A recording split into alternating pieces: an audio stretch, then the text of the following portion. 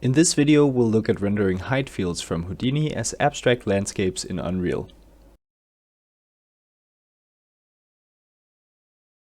So this setup is actually very simple. We're just going to do a very basic Heightfield in Houdini, and we'll export that to Unreal Engine and we'll render it. Start by dropping down a geo node, and here I will initialize my Heightfield by dropping down a Heightfield node.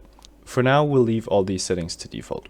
Then we'll drop down a Heightfield noise to start building our base shape for the terrain. And really, this is all about just playing around with the parameters and getting something interesting that you like looking at.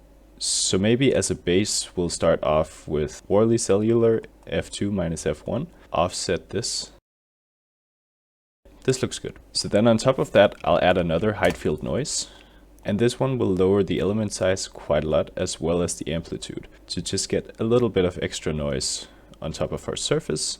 Maybe we'll set this to a simplex noise, decreasing the amplitude. Then we'll drop down a Heightfield distort by noise, and I'll get the curl noise, increase the amplitude and the element size quite a lot. I think this looks pretty good. I'll just roll this around to get a cool offset, maybe like that. I'm just trying to notice some shapes that I think look interesting. And I think this little curl here up the mountainside looks great. Then this is our base shape. So now we'll add a Heightfield erode. And I'm not really a Heightfield expert, so I just leave all the settings here at default, but I usually turn off the visualization because I found that a little bit distracting. Basically what this node does is it simulates erosion. So if we hit play here, we'll start to slowly see our landscape erode away. And this makes for some very interesting areas of smoothness versus areas of detail. So we see how this curl that I mentioned earlier kind of retains its shape, while a lot of other stuff around it gets eroded away. The base setting for this, it suggests that you freeze at frame 20. So we'll just enable that and see, do we like frame 20? Yeah, I think we do. Then I like to add a Heightfield flow field. Just leave that at default. And that's because I can then add a Heightfield slump. So all of this is basically to add more smooth areas. We'll also just leave the Heightfield slump at default. Then I will clear the mask with this Heightfield mask clear, just so we can see our result better. So I think this looks quite interesting. You could obviously do way more with this Heightfield. For this example, I think we're going to leave it here, and we'll get this Heightfield out to Unreal. So before we start exporting, I just want to increase the simulation of our landscape. So we'll go here to the Heightfield node on the top and choose grid spacing and set that to 1.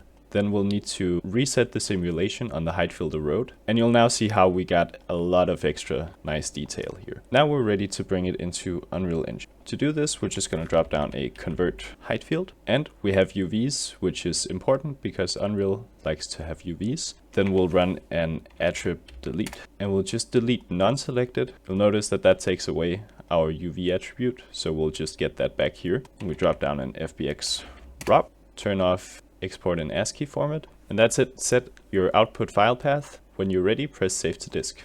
Inside of Unreal Engine, we're going to go to Games, choose the third person template, and enable ray tracing. You can name your project and choose your project location down here and press create. So now that we've opened Unreal Engine, we need to set some project settings so it's more suited for our rendering purposes. We're going to go to Edit, Project Settings. We'll search for Ray Tracing. We're going to enable Use Hardware Ray Tracing when available, Ray Traced Shadows, and Ray Traced Skylight. Once that's done, we're going to open our plugins, and we'll just enable the Movie Render Queue. This one allows us to render out our sequences in really high quality at the end when we're done. So once you've enabled this, you need to restart your project. Now in Unreal, we have an empty level. We have a folder called Meshes.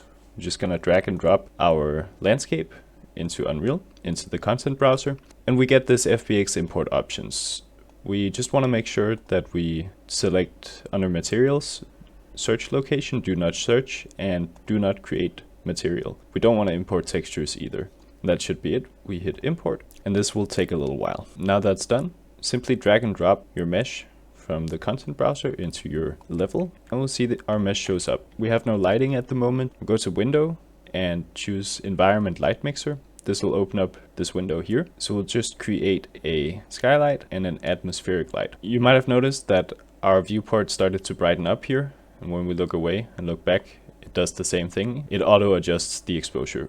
We don't really want that, so we'll go to the plus button and add a visual effect, post-process volume. In the details panel, search for infinite, turn on extend unbound, then search for exposure and set the min and max EV 100 to 1 and 1. This makes sure that the exposure stays the same at all times. We can then adjust the strength of our light to something like 45. Something I like to do to check if my landscape is looking as nice as it can be is go to lit mode and go to path tracing. We don't want to render in this final path tracing mode because that's going to take a long time, and then we might as well render in Redshift if we do that. But we can try to compare these views against each other, and we'll notice that there's quite a bit more bounce light in the path tracing mode. While this isn't physically accurate, if we go to the directional light and we turn up this indirect lighting intensity to 1.75, then we get just a bit closer to that result that we saw in the path tracing mode. And obviously this is a style choice. You can choose not to do this.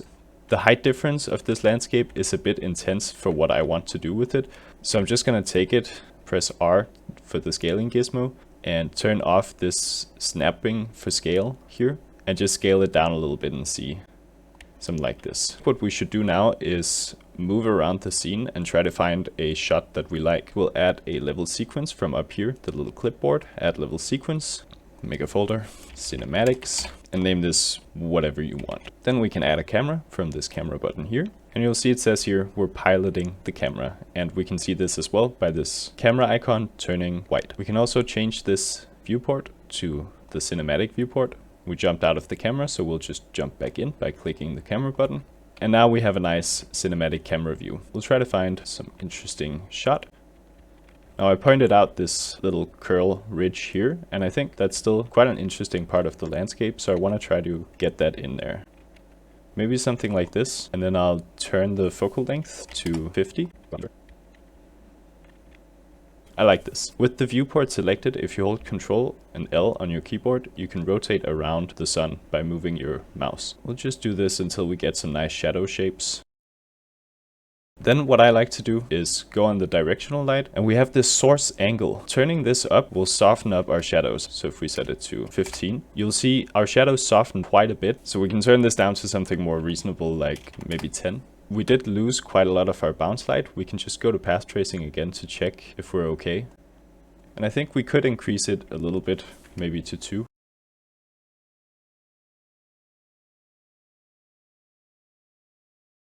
But now that we have our camera set up, we should work on our material. So in our materials folder, we'll right click, add a material, and m_landscape.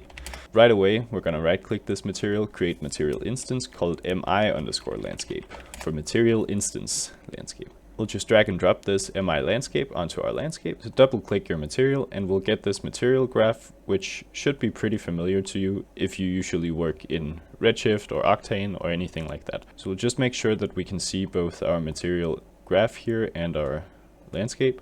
We'll right click this base color and promote to parameter. We get this called base color. What this means is that if we save and we open up our mi landscape, we have this base color parameter here. We can enable that and then go here and we can start changing our base color.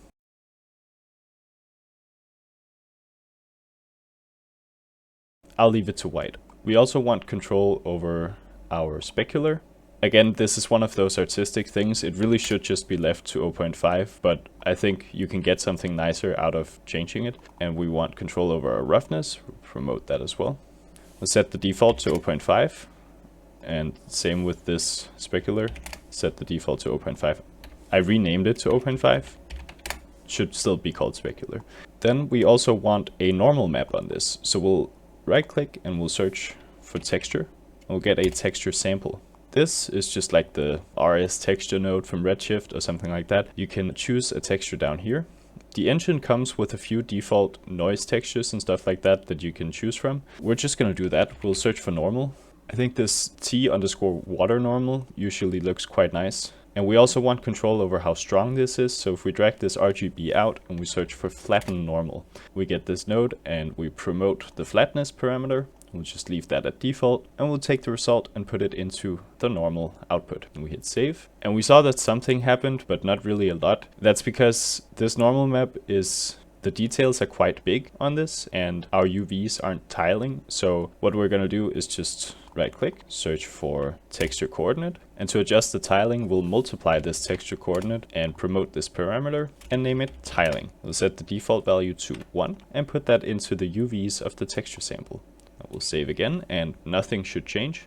If we go to our material instance and tiling, see, now we can get a lot of nice detail. I think I'll set this to something like 35. And if we get this flatness, so if the flatness is set to 1, there's no normal map. If it's set to 0, it's full normal map. I think a value of 0.3 looks quite nice. So now roughness and specular. Changing the roughness, you should be pretty familiar with what that does. It gets softer speculars if you go up, and it gets harsher speculars if you go down. We want it to be pretty soft, so I'm going to set it to 0.7. And specular is the intensity of those specular highlights. I think I'll just leave it at the default though. Now to make this interesting, we're going to animate our camera and our light. So we'll take this directional light from the outliner, drag and drop it into the sequencer. And if we just right click this and convert to spawnable, and if we then right click it again and click convert to possessable, we now have control over the transform of the light inside the sequencer. So we just want to rotate it. The yaw is the one that rotates the sun around our scene. So if we go like this, we'll see our shadows changing. That's quite an interesting effect, so I'll hit Ctrl C here. And we can keyframe this by clicking this little circle. We'll set our sequence to 24 FPS and we'll go to frame 120 and we'll set another keyframe, something like this, -83.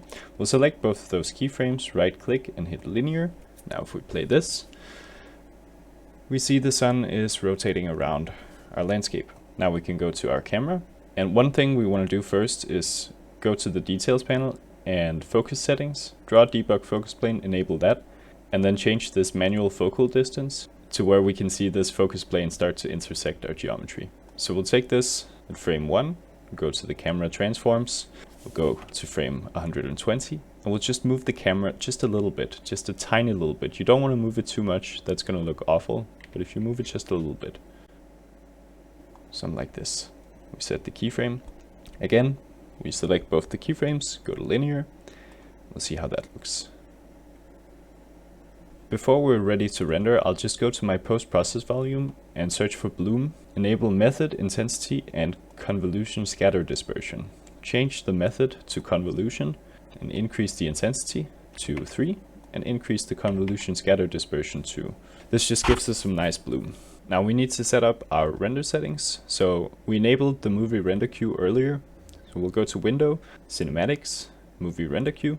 We'll add a render. We'll take this level sequence that we created. We'll go to the settings. So we want to go setting, add an anti-aliasing setting, change the temporal sample count to 8, override anti-aliasing, set to none. Then we'll add game overrides. We'll add console variables. Now the console variables, I won't go in depth about these, but these are the settings that I usually use. If you want to use the same, you can just input them here and input the values over here. You can save this as a preset, name it high quality preset, save. If we then hit accept, you'll see this high quality preset. You can choose that by adding it here, go to load, save preset, high quality preset. When you're ready to render, press render local. If you have any questions about this setup, I'll do my best to help you out in the comments.